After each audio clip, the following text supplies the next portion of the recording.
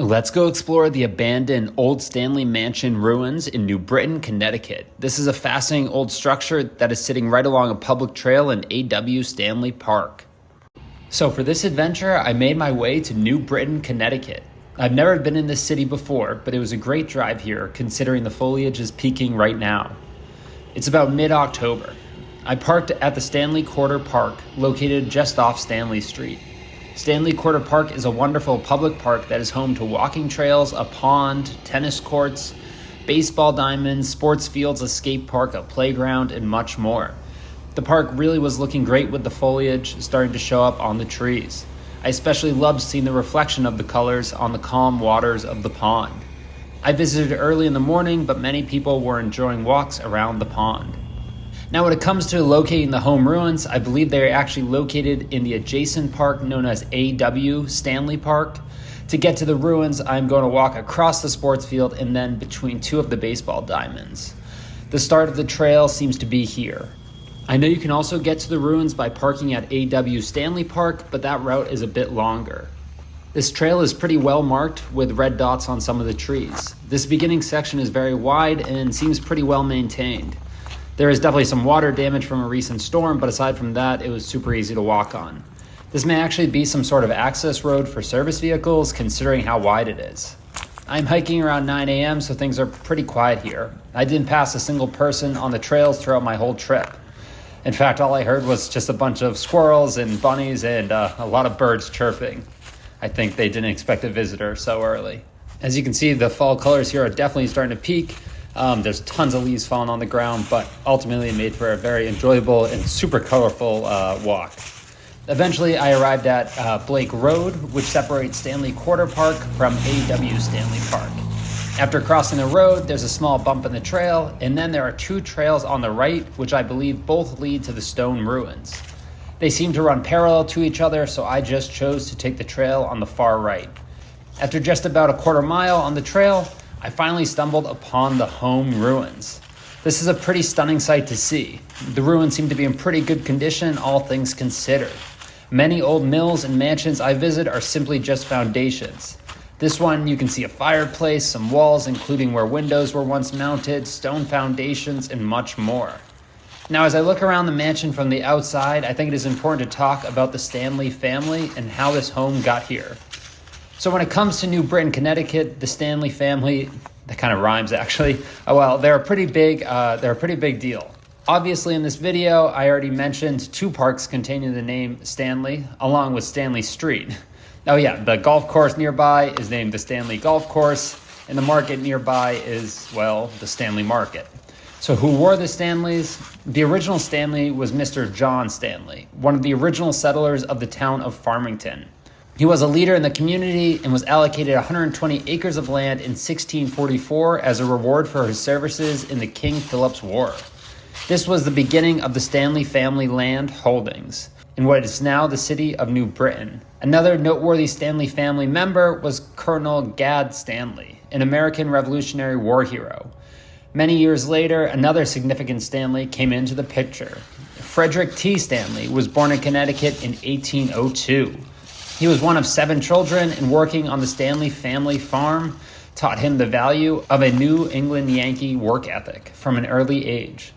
Following short employments in a number of manufacturing sectors, Stanley co-founded the Stanley Bolt Manufactory in 1843. He later established the Stanley Works Company in 1852. The Stanley Works capital investment had more than doubled by the time of his death in 1883. And the business had grown to become a renowned producer of hinges, planes, bolts, bits, and other tools. His business grew so much that New Britain became known as the Hardware City. Stanley was aware of how crucial infrastructure was to the Hardware City's expansion and prosperity. He contributed to the design of a contemporary waterworks system in 1857. He persisted in organizing and advocating for infrastructure upgrades in spite of strong opposition from New Britain residents. Stanley also witnessed the expansion of his own businesses into what were thought to be top employers in New Britain. His determination to turn the city into a cutting-edge manufacturing center never wavered. Eventually, his neighbors warmed up to him and realized how dedicated he was to the city. They frequently said he had done more for New Britain than anyone here, according to a New Britain Herald article from the 1880s. He even became New Britain's first mayor. As mentioned, Stanley passed away in 1883, but the company continues to thrive.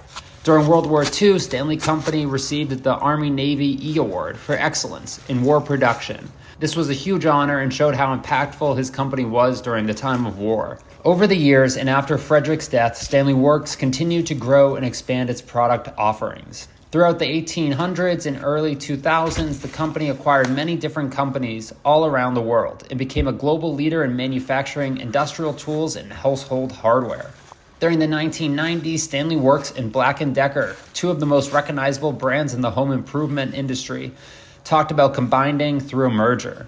After decades of discussion, on November 2nd, 2009, Stanley announced a merger with Black & Decker and DeWalt Tools. The merger was completed on March 12, 2010, when Stanley agreed to buy Black & Decker for about $3.5 billion in an all-stock transaction, creating a global tool maker worth about $8.4 billion. Okay, so that's a quick, or somewhat quick history about the Stanley Works company. Now back to this old mansion and how it got here. As mentioned before, hundreds of acres were owned by the Stanley family in New Britain. A few homes were built on the land over the centuries of ownership. This specific building was believed to be built in the 1800s and burned down in 1940.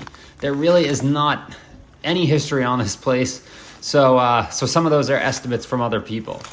Among many different pieces of ruins throughout the park, this is by far the most complete. Other fireplaces and structures can be found throughout the park. Speaking of the park, the name A.W. Stanley Park comes from Alex W. Stanley. He was one of the directors of the Stanley Works Company after Frederick's death, and one of the original trustees of the New Britain Trust Company. In 1927, Alex W. Stanley deeded 360 acres to the city of New Britain for use as a park to be perpetually held and used for public purposes. The property consisted of forested hills, a small farm, and several brooks. It now comprises the current A.W. Stanley Park and golf course property.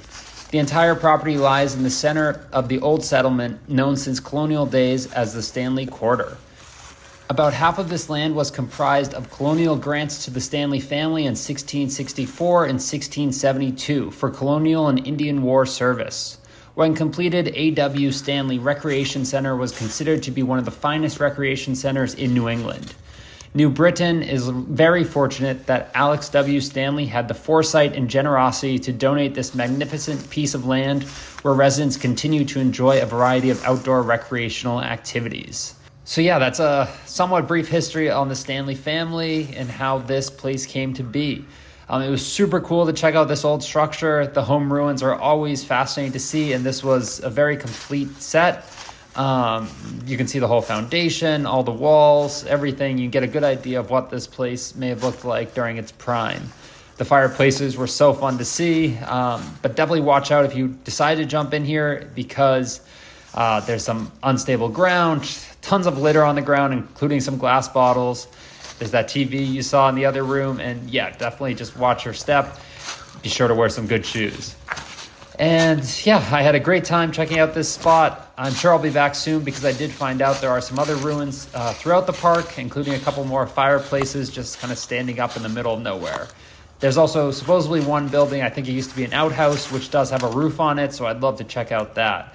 The stonework was truly incredible and just awesome to see.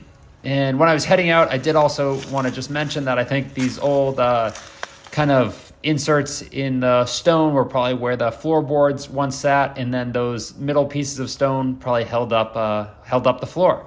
So yeah, here's just another view of the outside of the ruins. It was a super, super cool spot to check out. You can learn more about it on my website, and it was pretty easy to explore too. So enjoy, and please subscribe.